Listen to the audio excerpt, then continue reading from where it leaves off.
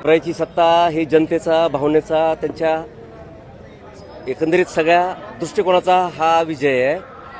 आणि कल जनतेचा स्पष्ट होता. अगोदरच कळालं होतं की जनतेचा कौल हा भाजपच्या बाजूने असणार आहे.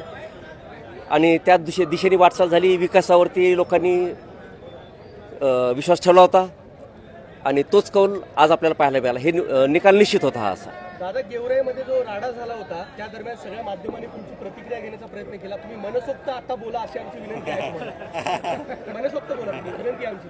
नाही तो संपूर्ण निवडणूक तुम्ही माध्यमांपासून जरा दूर राहील. माध्यमांपासून दूर राहायचं नाही, कारण तेवढा वेळच नव्हता आणि एकंदरीत प्रक्रिया ही निवडणुकीची असल्यामुळे स्वाभाविक होतं त्या गोष्टी.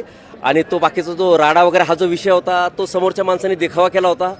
एनकेन प्रकारे त्यांच्या पायाखालची वाळू निसटली होती आणि जनतेची दिशाभूल करायची म्हणून हा सगळा प्रकार खोटा आरोप वगैरे करून त्यांनी प्रतिमामलिन करायचा प्रयत्न केलेला आहे. गेवराईमध्ये तुमची दहशत आहे आणि ही दहशत संपून आता विकासाला साथ द्या असं आव्हान करण्यात आलं होतं राष्ट्रवादी काँग्रेसकडून. दहशत मला वाटते विद्यमान आमदाराची आहे आणि त्यांच्या कार्यकर्त्यांची, माझी नाही. खरं तर तुम्हाला एक दिवसाची पोलीस कोठडी देखील जावं लागलं होतं. त्याच्यामुळे काय नेमका विरोधकांचा प्लॅन होता?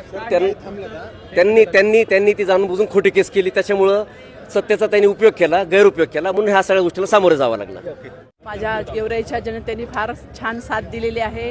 माननीय पंकजाताई मुंडे आणि माझं पूर्ण पवार कुटुंब आणि आमच्या गेवराई मतदारसंघाचे आमचे मोठे बंधू दामाबा पंडित यांनी पण आम्हाला खूप छान साथ दिल्यामुळे आम्ही चांगल्या मताधिक्याने निवडून आलेलो आहोत.